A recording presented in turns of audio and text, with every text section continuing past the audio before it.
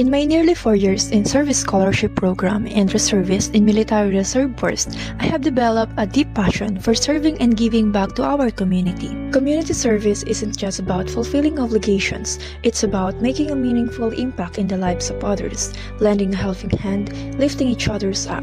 It teaches us the value of empathy, compassion, and unity, values that are essential in building a stronger, more resilient community. Getting involved in our community is not just a responsibility, it is an opportunity to be part of something greater than ourselves.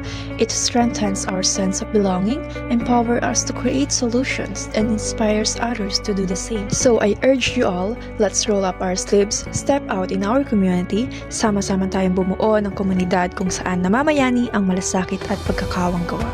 I'm Hanalika Bakungan, your Binibining Patimbao 2025!